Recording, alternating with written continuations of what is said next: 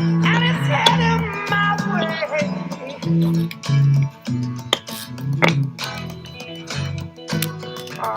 Sometimes I grow so tired, but I know I've got one thing I got to do.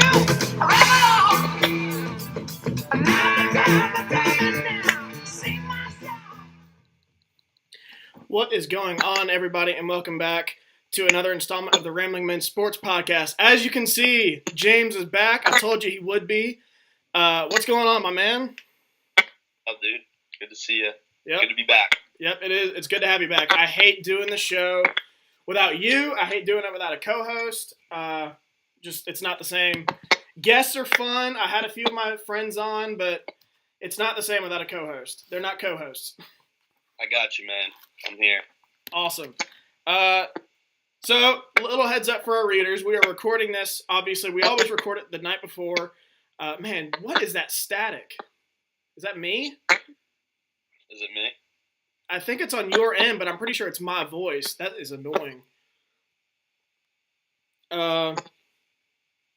Anyway, so we are recording this on Thursday night, and I have on my iPad here the Boston Bruins playing.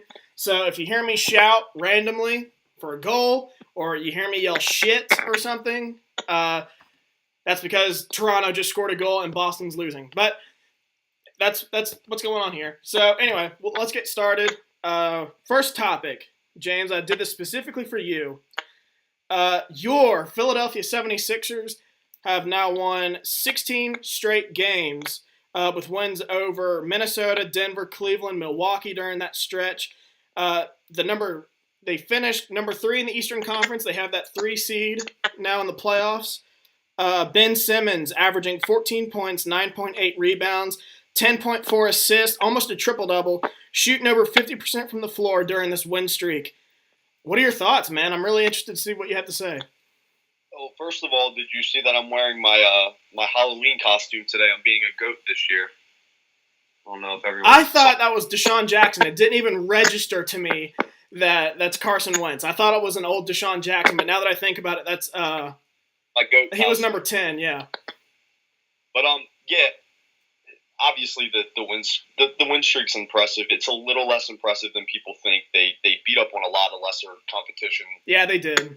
Most of that time, but people also forget that Embiid was out for probably 6, 7 of those games. I mean, he's easily their best player, even though Ben Simmons, we'll get to him in just a little bit, but dude is absolutely special. I think he's going to win an MVP one day.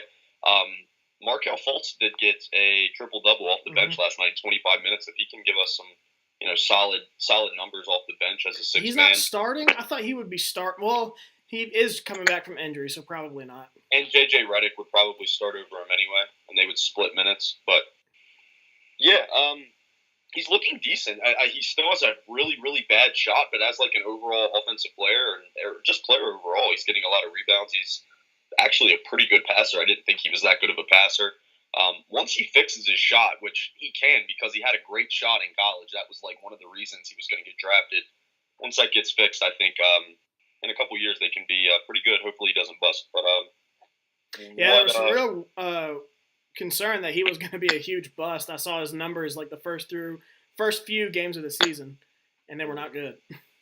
He can still bust. I don't know. I think he's going to be a pretty decent player. I don't think he was worthy of the number 1 pick anyway, just because he was playing in the Pac-12. But here we are. What do you think of the? Oh, by the way, I do want to tell. I know he'll never watch this in a billion years, but I want to tell Colin Cowherd to kiss my ass because he said the Sixers wouldn't win 40 games this year, and they won 53. Yeah. And he still won't give him any credit. No, he won't.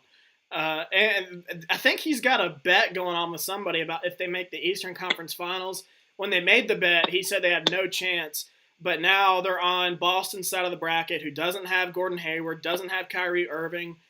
I think that's a clear path for Philadelphia to get to the Eastern Conference Finals. He had to wear an Embiid jersey on the Herd the other day because they won 40 games. That was why? Okay, I did see that. Yeah, I think this is really interesting. Philadelphia, a team that has been tanking for years. And this whole trust the process nonsense, that Sam Hinkie got fired for it.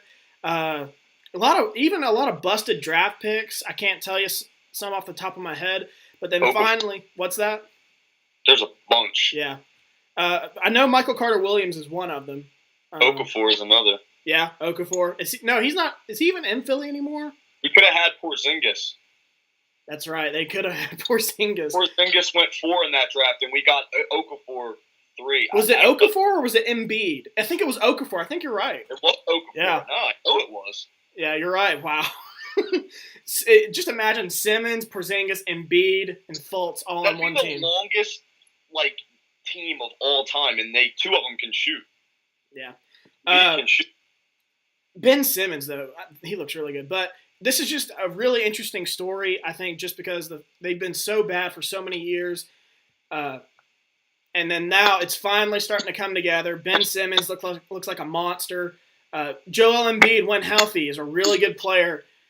Just really looking forward to see how this young talent develops. I think this even gives Philly a shot to land LeBron James in the offseason. Who knows? But this is interesting. I want to save that for another day because I can talk about that for a while. But when you start looking around the league, it's like Philly has to be top 2. Somebody, I think it was George Sedano at ESPN. I was watching SportsCenter one late night after a game, and he was on, and he is an NBA guy, I'm pretty sure, and said he got a text from a very reliable source and said Philadelphia is very much in play for LeBron James. Absolutely. I mean, if you think about it, he's going to want to stay in the East. Yeah, I don't think he'll go to the West. I really don't see that. He's not going to join the Rockets. Well, he could join the Rockets. He's not going to join the Warriors. He's not going to go to the West. Then who's left? You got to stay. Well, Houston's in the West, but I agree. That's the one team I think he'll join in the West. That's what Maybe I'm saying, the Lakers. And that's what I'm saying. He's not going to. He's too old to go to the Lakers. Yeah. He doesn't. The time doesn't add up. Yeah. That's why I'm saying, if you can go to a team that's already better than your team, imagine if you were on it. You know what I mean? They're a 3 seed. They had a better year. They're a better overall team than the Cavs. Obviously, LeBron is going to will them, to the finals again. I'm sure he's going to average probably 40 points a game. But yeah, I do think that's very much in play. I'd say it's at least a 30% chance he goes to Philly. People are sleeping on that, but the poll question here: which team do you think is the biggest threat to knock off Cleveland? Cleveland in the Eastern Conference, and I think it's got to be Philly, right? He owns the Raptors, and the Celtics are literally in the hospital, half the team. Yeah, I agree. Yeah, the 3 options I put down were Boston, Philly, and Toronto. Well, first of all, Boston didn't have anyone that could guard them already. Toronto doesn't have anybody that can guard them. I don't know if Philly does either. They don't. Nobody can really guard them, but they players that match up a little bit better. Philly's just a tiny bit longer of a team. Yeah. But yeah, Philly I think Philly has the best chance. Like I said, Toronto has almost no. They just don't have that wing player. If they had a decent wing, they'd be a lot better. Boston didn't have anyone already, but now that Kyrie's out, Gordon Hayward's been out, I don't see Boston getting past the first round in general. So I think it's Philly, yeah. We agree there. And even then, they might make the Eastern Conference Finals, but it might be a sweep. I don't know what to expect from Philly. All right. So next topic here. It's not really a topic. We're just going to touch on it for a second. Ben Simmons is averaging 16, 8, and 8. I think the next player to average a triple-double for a season besides Russell Westbrook will be Ben Simmons. I think he'll do that in the next 3 or 4 years. I think he can't average another 2 assists and 2 rebounds a game. He's 21 years old. This is his first year in the NBA. He is going to win multiple MVPs in this league. He looks like a really special player, man. I mean, he drew a little bit of a comparison to Magic Johnson. Just, he has that size. Look at their rookie year stats. I haven't done that. Magic Johnson averaged another 1.5 points, but Ben Simmons averaged more rebounds than assists his rookie year. Wow. And I know Magic couldn't shoot when he entered the league. I don't know.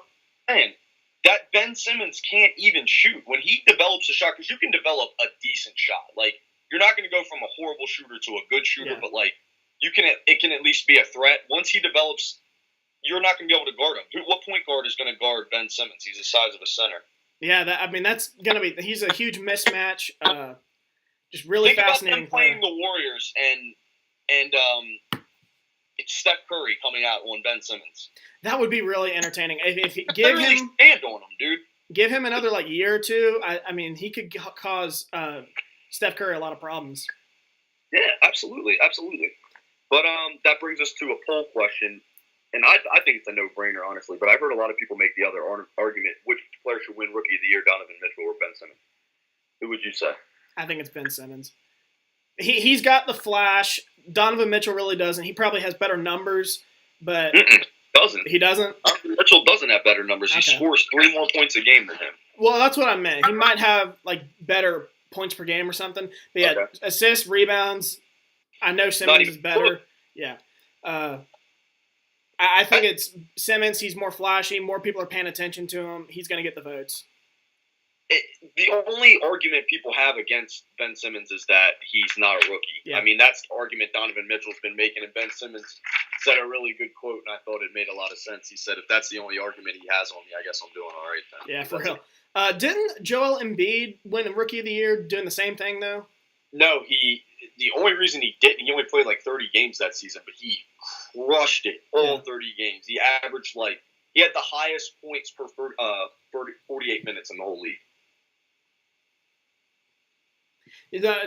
I'm really liking this Philadelphia team. I know you are. I'm not sure. You've never really talked about the Sixers. I've only heard you talk about the Phillies and Eagles as long as I've known you. But granted, when I met you, the Sixers were terrible. Exactly. What was I going to say about a team that was winning 12 games when we worked together? Yeah. Nothing. Well, the Phillies were terrible too, and you still talked about them. But they were coming off of they were close to a dynasty. That Phillies team could have been a dynasty. They only won one World Series. But that was a good-ass team. Those Phillies teams? Dude, the Phillies won the World Series without that crazy good pitching staff. We won with just Cole Hamels. After that, we had Roy Halladay and Cliff Lee and Cole Hamels. I can't believe they never won another World Series with that. They went to another one the next year and lost to the Yankees. Yeah. Chase Utley hit 6 home runs that series. You texted me this morning about Chase Utley and that "It's Always Sunny in Philadelphia" quote. I was like, that is so random. Kingery for the Phillies right now is a beast. What, did he do something big? Is that why you texted me that? And slam the other night, and then he hit the go-ahead home run in the 8th inning the other night as well. Power hitting second baseman. You know how rare that is, Shane? What's that? I said, you know how rare that is? I love that quote. It's a good episode. That actually transitions us very well into our next topic, which is the top 10 power rankings going into this to the postseason. I actually have some more NBA news first, if you want to touch up on that. Okay, go ahead. So basically, last night, or when it was Wednesday night, there was really one playoff spot up for grabs. And it was the 8th seed in the West, and it was between Minnesota and Denver. Apparently, it was a great game. I didn't watch it. I'm too busy watching hockey right now, the postseason. But Minnesota clinched that last spot over Denver, I think in overtime. It was apparently a really good game. The Knicks dismissed head coach Jeff Hornacek. And I saw a report today they could be going after Jay Wright from Villanova. Who? The New York Knicks. He's not going to leave Villanova for that. For the Knicks? Nope. I don't know. Nope. I would put he's got a dynasty going now. Now he's going to rattle off he's going to do. I mean, so did Billy Donovan. Didn't have a dynasty, but he was winning games at Florida. Now, granted, Oklahoma City was a little bit different. He got to go coach Kevin Durant and Russell Westbrook. I would have left for that too because I would have thought I could win a championship with those two, but. Dude, Porzingis is their only player. You need guards in this league. You need somebody that can handle the ball and is a superstar on your team. A superstar wing or center will win you games, but you'll never win a championship because they don't handle the ball enough. I'm really hoping Colin Sexton falls to them in the draft. I really like Colin Sexton. I really hope he goes to the Knicks. He's a good player.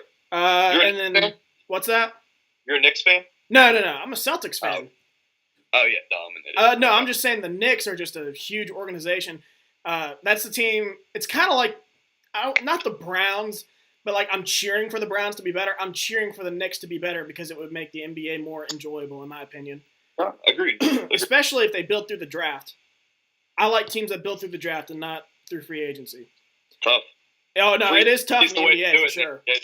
Yeah. But so Magic, the Orlando Magic fire head coach Frank Vogel. Kind of surprising. I was surprised that Indiana fired him to begin with.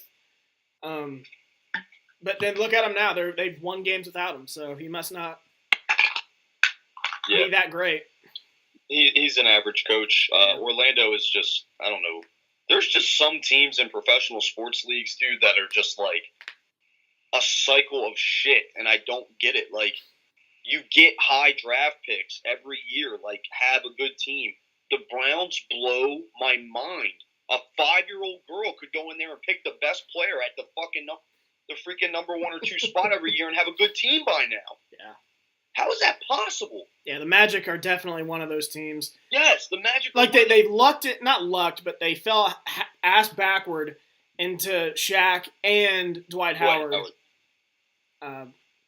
So, yeah, let's move on. NBA top 10 power ranking. Last NBA topic for the day. Updated. Dude, what's that? This was tough for me. Yeah, so before we get into it, I didn't finish it.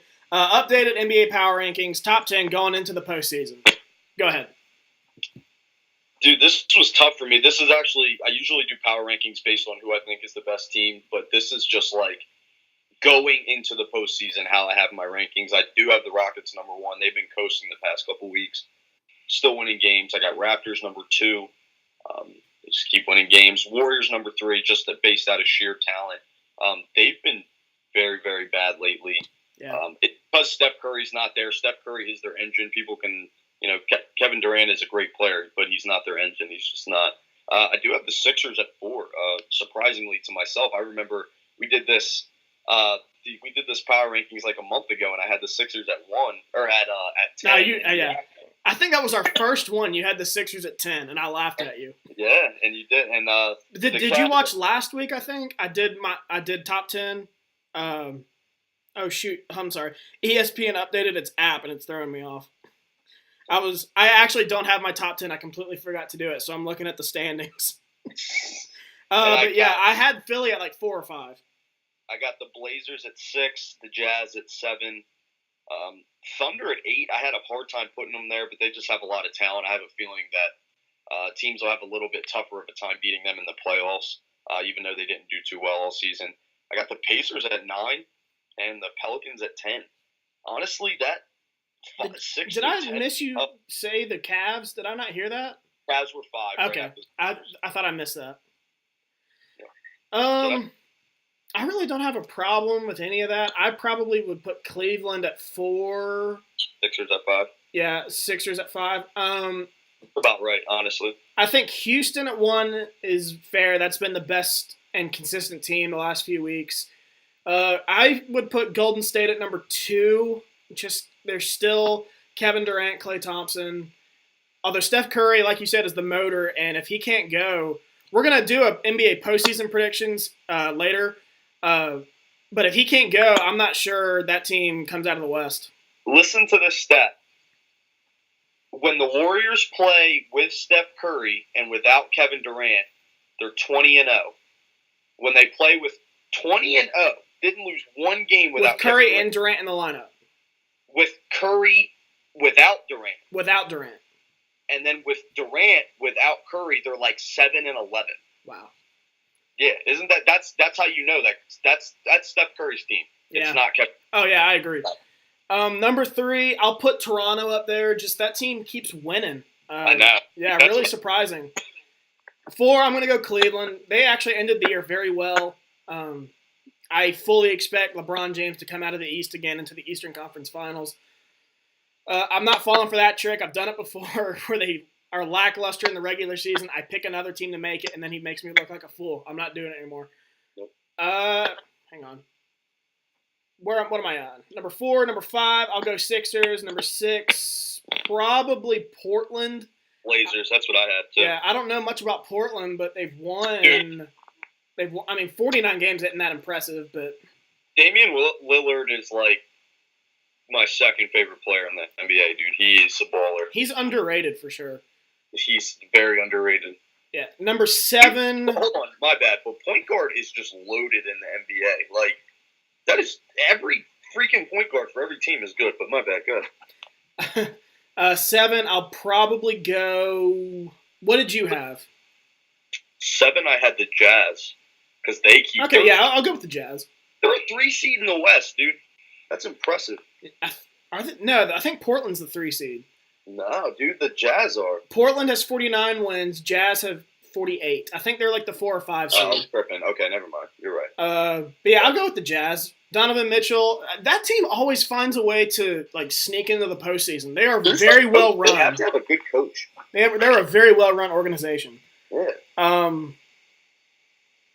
What am I on? 7. I'll go Oklahoma City at 8. Probably Indiana at 9. Same. Outside of Victor Oladipo, I don't know who else is on that team, and I know he's been killing it.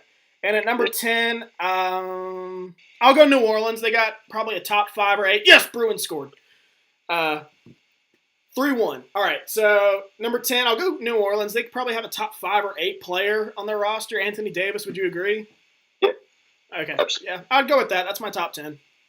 We had almost the same. That was tough though. That was harder than it was. I mean, outside of like the top 5, it's interchangeable in my opinion. Yeah. Agreed. NBA is so top heavy. Agreed. So now I guess it's my turn to talk. So NHL. The Flyers did great the other night, dude. No, they did not. Stanley Cup playoffs going on. Like I said, I'm watching the Bruins right now. They just took a 3-1 lead on Toronto. Wednesday's results, Sidney Crosby notched a hat trick. The Pens routed your Philadelphia Flyers 7-0 to take game 1. Yeah, I know you don't know hockey, James. I said before. I think hockey's a cool sport. Oh no, it's awesome. Yeah, you need to get into it, man. Yeah.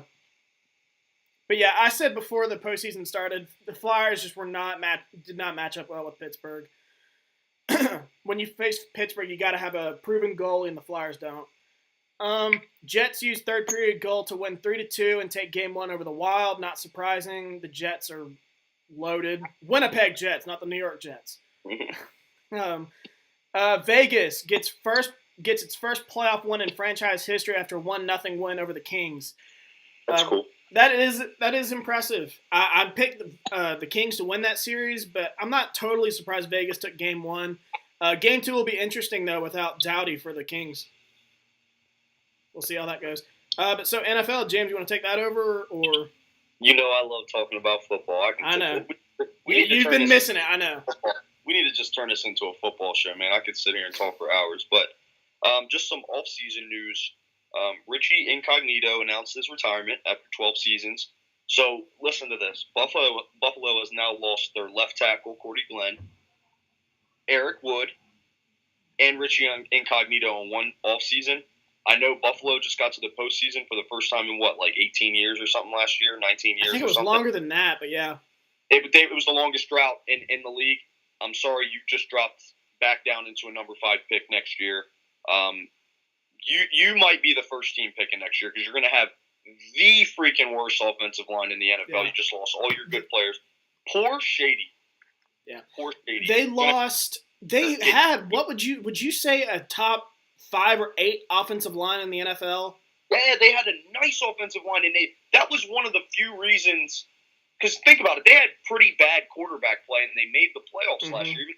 It's terrible. That means Shady McCoy was running his ass off, dude. He's not going to be able to do that this year. They don't have – who's their – AJ McCarron? Yeah, right now he's a starter. And they got no weapons on the perimeter outside of Zay Williams. What's his name? Jordan Matthews left town. 2 wins. 2 wins. You say right 2 now. wins? I'm not even kidding you. About that, dude. AJ McCarron is their dude, they're not going to be able to score a point. Like, dead serious. They're not going to be able to score a point. Yeah, that's really tough. I said it when it happened. I was like, man, you go from a top 5 to 8 offensive line in the National Football League. Unfortunately, you lose your starting center to a tough injury. not going to play anymore. And then you trade away your left tackle. I don't know what the deal was with that. I don't know if his contract was up and they just said, screw it, we're probably going to lose him anyway. And then Richie Incognito out of the blue just retires. That's a huge blow, and now they got some really big holes to fill on the offensive line. Yeah, man. I know, but apparently Raiders pass rusher Khalil Mack skipped the first day of all season conditioning. He doesn't have a long-term deal. Reports say he won $65 million in guarantees. Listen, in other sports, I usually have a problem with people holding out and not showing up. Football, don't get a lot of guaranteed money. You can be permanently injured every single time you step on the field. You have to worry about your money. Have to. You got the shortest shelf life of any other sport. You have to worry about security. If I'm Khalil Mack, as long as he's staying in shape, I hold out too. I would not show up so you give me my money. Yeah, I don't blame Oakland for not having a deal in place already because they drafted him and Derek Carr in the same year. So obviously Carr was the first priority since he's the quarterback. So I don't blame him for that. Not surprising. He would hold out. I would want to deal too. And $65 million in guarantees, that's not a whole lot. He's a top 5 defensive player. For a defensive player like him, I mean, let's assume he's going to probably get a 5-year deal. I would give him about a 5-year deal. You might get a 6 or 7 year right. deal. I would give him at least a 5. What is he, 25? And then at 65 in guarantees, that's 13 a year. Give or take a couple more. You're giving him about $16 million. That's about what he's worth. I really don't think he's asking for that much. I mean, I think he's worth it. Even if he was. So, but go ahead. Yeah. But while we're on the subject of contracts, I didn't mention this, or I didn't put this in the new budget. I added it to mine, but we mentioned it today.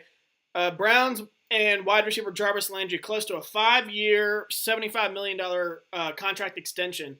That's a huge number, James. The Browns are browning. He's not that good. No, he's not. I've got the hype on Jarvis Landry. He's not that good. He's not that fast. See, I got the impression from you, though, that you didn't mind that deal when we talked about it earlier today. I don't like that. I don't mind it. They really don't have anybody else other than him on the roster. Dude, he's not a weapon, though. He's not. That's true. He's a better Jordan Matthews. That's all he is. He's not that fast. He doesn't have that great of hands. He's a yards guy, too. He's not going to score a lot of touchdowns. Dude, it's what I mean. They have the cap space, so, I tend to not. You know what I mean? As long as you're not putting yourself up against cap space, and you need some weapons, whatever. So, that's kind of what I was thinking. They have the money to spend.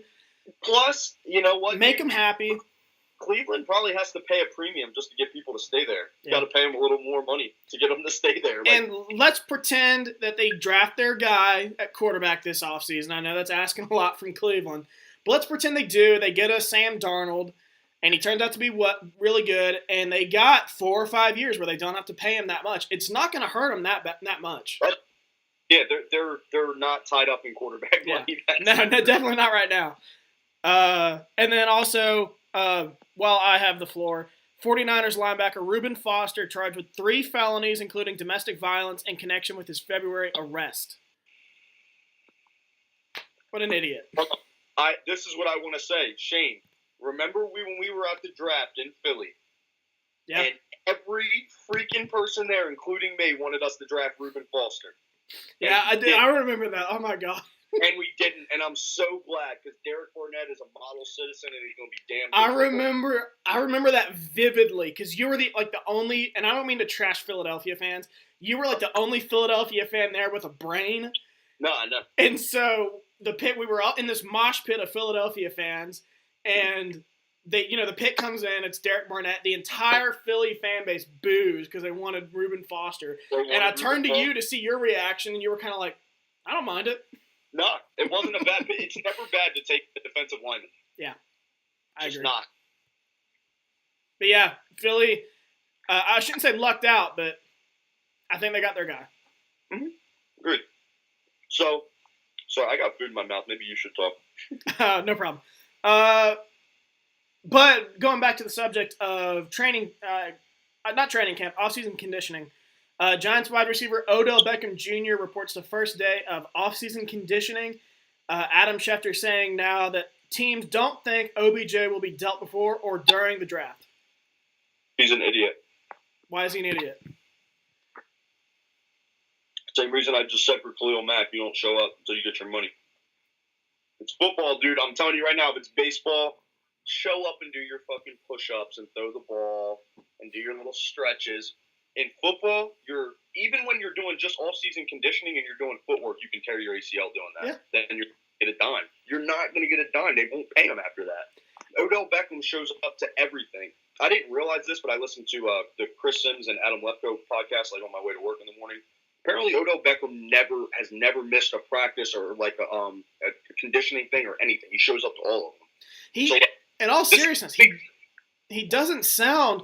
He's not a guy I would want on my team. He sounds like he can be a cancer at times, but for the most part, he sounds like not a model citizen. But he shows up to work. He shows up to practice. He hasn't, as far as I know, he hasn't been arrested. He hasn't been suspended of any kind. I mean, I don't really know. He's not a guy I would want. I think he's some sort of a headache. He's not a bad person. He's just brash. That's how all wide receivers are. He's not as bad as T.O. or Randy Moss. And I'm telling you right now, he's just as good as those two. I think so, too.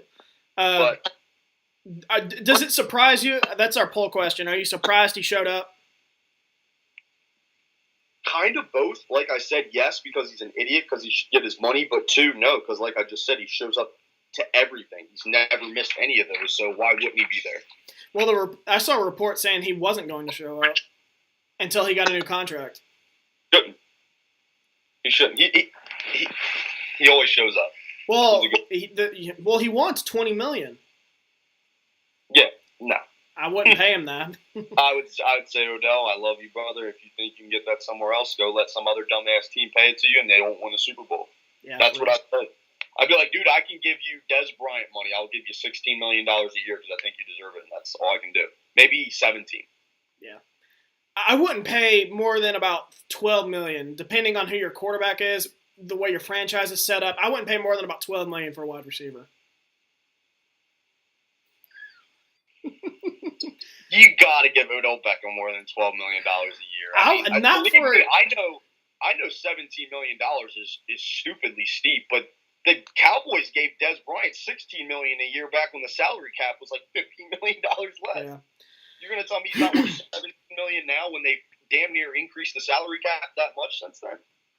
I'm keeping him on my team. I just am. And if he could go to a team with some sort of offensive creativity, if he was on the Eagles or the Rams or the Saints, or trying to think of some other, you know what I mean? Like the 49ers, like he would absolutely dominate because they would get him the ball and let him do what he does. But I think I'm a little bit surprised, though, to answer the poll question. I'm surprised just because the reports were he wasn't going to show up to anything until he got a new deal. So this at least, I think, shows, and there's been a lot of negative reports come out about him recently. I think this just shows he's trying to get back on the good side of the Giants. Exactly. Yeah. I think he's trying to prove a point. Yeah. Exactly. Same. And then lastly, free agent safety Eric Reed visits with Cincinnati. Obviously, this is one of the biggest names still on the free agent market. Surprised he's still available. What do you think? I wrote out a whole thing here. I'm not even going to say it. I don't really care just because Cincinnati is irrelevant. Eric Reed is a good player and probably, this is kind of messed up to say, but you could probably get him a little cheaper than he's probably worth just because he's been on the market for so long. So good for Cincinnati. He's a good player. He should have a job.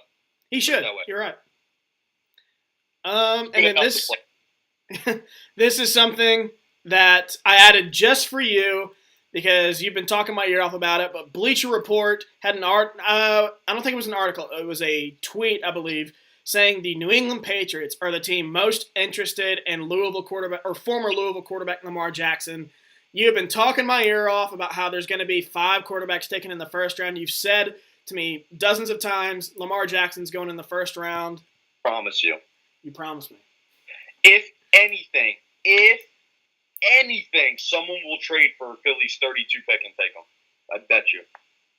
I think New England. It won't shock me at all. New England's got 2 picks in the first round now, and Belichick, he knows how to draft quarterbacks. He's had a history of it. So if he likes Lamar Jackson, he must see something in him. If Lamar Jackson can go sit behind Drew Brees and the Saints or Tom Brady and the Patriots for 2 whole years, I think he can easily be a Pro Bowl caliber quarterback. I really agree. Do. He has absolutely zero mechanics. Like, sometimes you got to say, oh, you need to work on your mechanics. He's the most raw quarterback in the draft. Dude, if somebody like Bill Belichick or Sean Payton, who was like the quarterback whisperer, could just mold him for 2 entire years before he sees the field, no doubt in my mind he'll be successful. I think that it's really intriguing. I'm not as high on him as you. I don't think I've had him going in about the second round. I like Lamar Jackson. I'm high on him potentially. I don't I'm not saying he's a slam dunk. I would never draft him and put him in the league right away. I don't even think I'd put him in after a year. But like I'm saying, I know Tom Brady and Drew Brees are going to play 2 more years each. Yeah. I think that's a perfect situation. Or the Chargers. Yeah. That's where I had him going in my last mock draft was I think that's a little too high. No. Not the first round, the second round. Oh, okay. Yeah. But like I said, but you know what could happen is a team like the Chargers could trade back into like the 32nd pick or somebody to get him. Or the Giants. They got a second, third pick. They got 2. They got a second, 2 thirds, I think 2 fourths. And they can use a future pick. So they could easily do it. That's a good point. I could see the Giants trading back out of that 2 pick, getting some good players, and then getting like Lamar Jackson. Like, I could see that. I like Lamar Jackson. I think he's definitely got some intangibles that can work. Obviously he can escape pressure. He's got a good arm. He needs to work on his accuracy. His build isn't ideal. I think he's got what it takes though to be successful. What do you think he runs in a 40? I think easily a 4.4. You think he runs a 4.4? I think he's a little bit slower than you that. You think? Maybe more 4.5. I won't be shocked at all if it's a 4.4. Dude, some people at Louisville said he ran a 4.3, but I don't believe that. I don't think so either. I don't believe that. I think they're just trying to hype up their boy. Yeah. So, NFL ends the color rush uniforms on Thursday Night Football. Why? I'm kind of bummed. I like the color rush. Did they hate joy in people's lives? Like, what's the point? Why? I don't know about you. I actually liked the color rush. I looked forward to it, but I liked it. It was something fun. It's funny, yeah. Dude, the Eagles are bringing back Kelly Green. I'm hyped. Oh, the old school look? I love that look. look. You have that sweet ass like baseball jersey or something. Oh, yeah. That one where you wore it at the draft with the old school Philly logo. I love that. I got it. Yeah. I'm gonna wait for the draft this year. But poll question: are you sad to see the NFL end the color rush uniforms for Thursday Night Football? I am. That's a yes. I don't know about you. No, I agree. I am too. All right. So now we're going to get into MLB. First one here. Your Phillies clobbered the Marlins over the weekend. 20-1. Team hit 4 home runs, 2 grand slams. Was one of them your boy Kingery? Was that his name? Mm-hmm. That power hitting second baseman? No, I actually don't think. No. That was not him? I think you're right. I think I looked it up. Phillies have like 4 grand slams already this year. Listen, I'm just going to run through real quick because I only want to talk about 3 things. I want to talk about the Phillies, I want to talk about the Yankees, and I want to talk about Ohtani. Yeah. So, Phillies had me worried in the beginning, like very beginning of the season, but the starting pitching has been great. Surprisingly, they've been scoring a lot of runs, really young players. Hopkins and Kingery are both really young power hitters. Herrera's hitting over 300 again. The bullpen is what's going to hold us back this year. That's why we're not going to take that next step. But I think next year they're a legitimate NL East contender. They really do. And moving on to the Yankees, the fact that they're not like absolutely dominating is not surprising to me. It's baseball. Like, just because you have really good hitters doesn't mean you're going to win every game.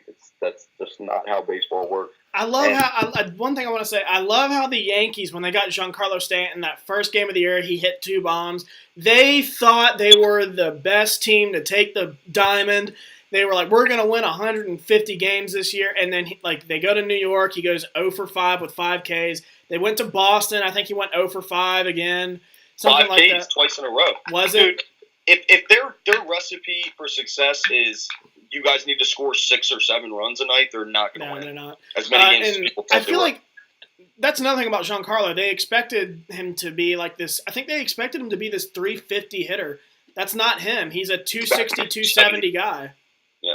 Which is not that bad. No, it's not. Yeah, average is 250. Yeah. So, and last thing, people were sleeping on Ohtani. I'm so hyped that he's this cool.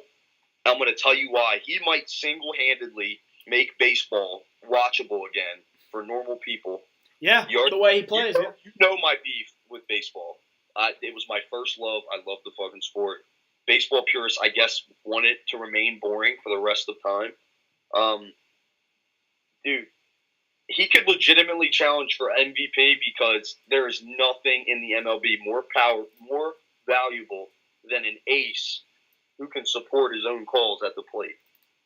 Dude, he's hitting bombs and he's throwing 6K shutouts. Yeah, I actually have something here. He almost threw a perfect game, I think, over the weekend. And I have his pace stats this season. He is on pace for a 27-0 record, 2.08 ERA, 243 strikeouts, and 176 innings pitched. That's just pace stats. Dude, and he's got to be on pace for like 70 home runs. Yeah, I didn't even look at his hitting. I know he's hit 2 or 3 bombs so far. Dude, he's hit 4, I'm pretty sure. Has he hit 4? Yeah, and he's off to a hot start. Hitting every day. Like, he's just like, dude, he's a beast. I'm so glad he's playing. Like, he's a beast. I hope he wins like 10 MVPs. It'd be so sick. Yeah, he definitely makes it interesting. Usually baseball, you play one position. Not generally, but for a guy like him who's a pitcher, pitchers don't play multiple positions. Exactly. That's what I was going to say. There's some utility players that you can around, but pitchers pitch, and that is it. They take care of them. They coddle them like they're little infants. Yeah, for sure. So I guess that's it for what you wanted to talk about. I'll throw this out there. So I'm in kind of both ways. I'm a Reds fan and Mets fan. Reds are terrible. Nothing I really I'm shocked by. Yeah. But the Mets, off to a very hot start. I think 10-1. That pitching the pitching hasn't even been that dominant. I know Syndergaard hasn't really got going. But they're still 10-1. Mickey Callaway. Sick. I love the Mickey Callaway era so far. So I guess what's that? You're going to like my dumbass of the week, but go ahead. I wanted to hear yours because I saw that. But real quick, Mickey Callaway, does that not just sound like a Hall of Fame manager already? Yeah. Yeah, for sure. It sounds like a manager in like a movie. Yeah, definitely in a movie. Like a Major League. His name is Mickey Callaway. But before we get into dumbass of the week, poll question.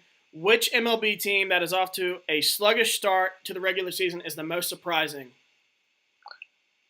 I would say the Yankees, but it's not that surprising. But just because everyone thought they were going to be like you just said, they were going to win 120 games. But I guess them. But baseball is like so agonizingly long that it's like you can go on crazy losing streaks and still be fine in the MLB. Oh yeah, for sure. I have 4 options here: the Cubs, Dodgers, Nationals, Yankees, and all of them I think have reasonable excuses, I should say, for why they don't have or aren't off to better starts. The Cubs have some new faces in the clubhouse. Haven't really gelled yet. The Dodgers are banged up. The Nationals don't have a ton outside of their pitching and Bryce Harper. And the Yankees, I'm going to say the Yankees just because this team has the hitting and has the pitching. Granted, you could say they have some new faces in the clubhouse, haven't quite gelled yet. But I'll say the Yankees just because we had absurdly high expectations for them this year. And the Red Sox are killing it in their own division. All right, so dumbass of the week. We're bringing it back for the first time in a long time. James, who you got? The Giants, the New York Giants. New York Giants. William Snoddy, my good friend William Snoddy, please be listening. Because they're going to either trade that pick or they're going to take Saquon Barkley, and it is the stupidest shit I've ever heard in my life. You take the best quarterback available at 2 because your quarterback hasn't been good in 5 years and he's old. Okay? You take the quarterback. the Giants are not in win now mode. I don't care what anybody says. Yep. People think they are because they had a fluke 11-5 season. If you ask me, they won a lot of close games that year that could have went either way. A lot of chips fell their way that year. They're not that good, dude. Having a bunch of wide receivers does not make your football team good. Yep. You don't have a good quarterback. You don't have a good running back. You don't have a good offensive line. You don't have good linebackers. You got a good safety. Congratulations. And Olivier Vernon, who might give you 8 sacks a year. Yeah, he's not a double-digit guy. You are not in win-now mode. You got to rebuild your team. Go get the team. Colin Cowherd put it best. You got to compete with this gentleman right here for the next decade. So you better go get your guy. Even Dallas with Dak Prescott.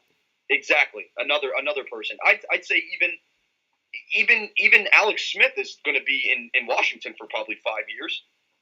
How long was his contract? I think it was only 3, but yeah, I could see 3 or 5 years. But that's some good quarterback play over there. I think Wentz is a potential top 5 quarterback this year coming up, and I think Dak and Alex Smith are very, very, very good quarterbacks. I think I had Wentz at like 6. Maybe 7. I didn't even finish this. I was just talking shit. So I strongly feel that they're going to trade the pick.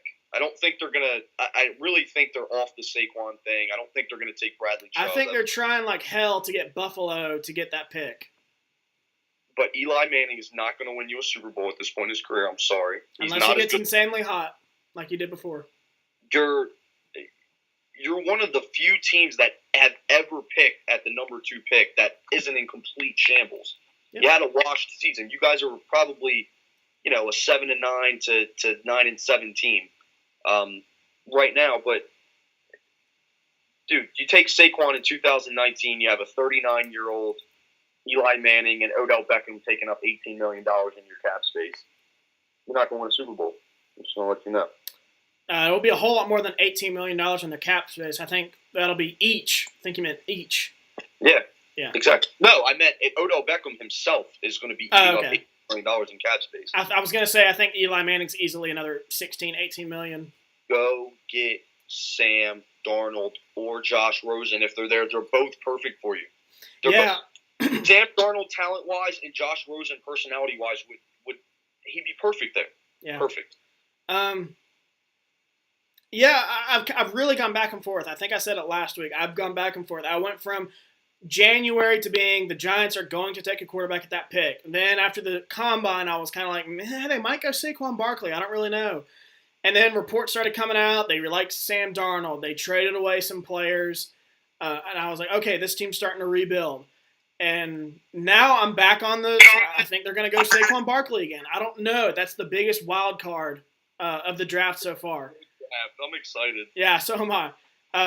But yeah, my dumbass of the week is Green Bay Packers wide receiver Trevor Davis, who was arrested Sunday and charged with making criminal threats after a joke about a bomb at the Los Angeles International Airport. Why would you still do this in this day and age? Why? How could you be so stupid? It's one thing to get away with this in the nobody cares airport in Wyoming. But LA, I think it was LAX. That is one of the biggest airports in the country that is going to be on the lookout for terrorism or any kind of bombs and whatever else. All that, yeah. Yeah. How stupid. I really think his time in Green Bay might not be done this year, but when his contract is up in however many years, they're going to be like, dude, see ya. Is he? What's that? Is he any good? Aaron Rodgers makes him good. He's a decent punt returner. Okay. He's a decent punt returner, which is why we might keep him. Do you need the special teams guy? For sure. So, getting away from sports here, I sent you this photo earlier in the week. Game of Thrones Season 8 photo surfaces about filming the largest battle to date. Let me read what that photo says. I have it saved here on my phone. All right, so it says, "This is for the Night Dragons, for enduring 55 straight nights, for enduring the cold, the snow, the rain, the mud, the sheep shit of Tomb and the winds of I don't even know how to pronounce this. Maguramorn, with tens of millions of people around the world. When tens of millions of people around the world watch this episode a year from now, they won't know how hard you worked. They won't care about how tired you were or how tough it was to do your job in sub-freezing temperatures. They'll just understand that they're watching something that's never been done before, and that's because of you. Thank you, the producer types, and then it says Season 8 Game of Thrones. Holy shit. They spent 55 days on this. Next closest was when they took 25 days to film the Battle of the Bastards. James, we both know that. We're huge Game of Thrones fans. That was a humongous battle. At that point, Sickest one. Yeah, nothing had been done like that on TV when that aired, and it's just hard to fathom what this battle is going to entail with an extra 30 days to shoot. I'm excited to say the least. I don't even know what else to say. I'm just really excited. If we can talk about this later, I saw some photos, though, from that set I did not care for. Let's put it that way. You didn't care for him? It wasn't to my liking. It made me worried. Let's put it that way. Now, I don't want to spoil it for people who haven't seen it.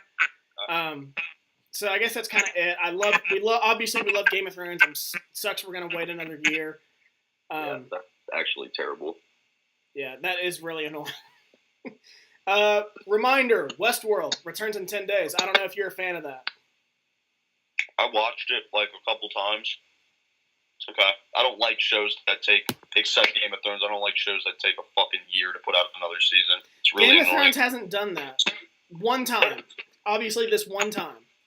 It's just dude, it's just so annoying. It's like, dude, I forgot about that show completely. You're making me rewatch it again before this new season comes out every time because it takes so long. I forget what the hell happened. That is one thing. It's kind of like, where do you get off? They had this amazing first season. People fall in love with the show. And then all of a sudden they're like, oh, we're not coming back until 2018. And it's like, where do you get off? You just started this shit. At least establish you know what I mean? Game of Thrones established some credibility first before you did that bullshit.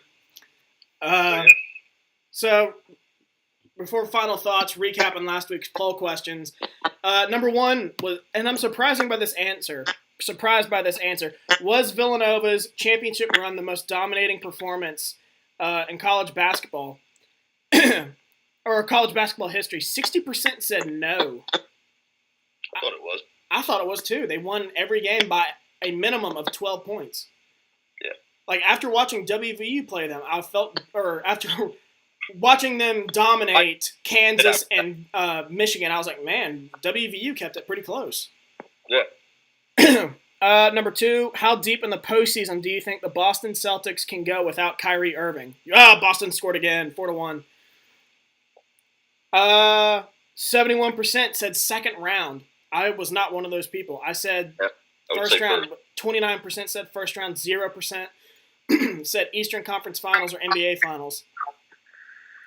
Number three, with the recent trade rumors, do you think Kawhi Leonard will play for the San Antonio Spurs next season? 68% said yes. You think he will? I'm not so sure. If he doesn't, though, you know where he's going? Philly. Boston. We could, but we already have two decent wings in Gordon Hayward and Jason Tatum. Get good players on the floor, dude. Yeah, that's true. A lot of teams don't follow that 1 through 5 rule anymore anyway. That's true. Look at the court, sometimes there's 4 guards, dude. That's true. And he would be somebody, I think, who could guard LeBron James. He's a good defender. I was just about to say, that is the reason they would go get him. They need somebody to guard LeBron. That's true. Him and Draymond are the only ones who can probably even put a dent in LeBron. That's true. Number 4, now having 4 picks in the first 2 rounds, do you think the New England Patriots will try to flip those picks and trade up to draft one of the top quarterbacks? 82% said no. I think they will. You think they're going to try to get like a Josh Allen or somebody? Possibly. I think it's very much within the cards. Yeah. Number 5, do you think Odell Beckham Jr. will be traded this offseason? 59% said yes. Now, who knows? It's not. I don't think he will now. Yeah, now I'm not so sure. I probably would have said yes at the time of that poll question too, but I don't think he will anymore. I agree. So, do you want to take over final thoughts, or should I? Yeah, sure. Go ahead. All right, so we have some news to announce, and I thought about doing this last week, but I thought, you know what, it'd be better when James comes back, and now that he's back, we're excited to announce that we will be doing kind of a on-the-road show, I guess you could say. It'll be on the road for me, not for you. I will be traveling to Baltimore in less than 2 weeks for the NFL draft. James and I plan on doing a show with both of us in the same room, and a live show on Thursday night for the first round of the draft, picks 1 through 32. One thing I don't think I mentioned to you, James, but I thought about was whenever a pick, well, like whichever team's on the clock, if we know somebody who's a fan of that team, we give them a call and talk like, hey, who do you think they're going to draft? Okay. Yeah, that'd be cool. But yeah, really excited. I don't know about you. I'm too. The draft is out off season. This is easily. I like the NFL draft more than I like other sports as a whole. Yeah. Like, all good aside.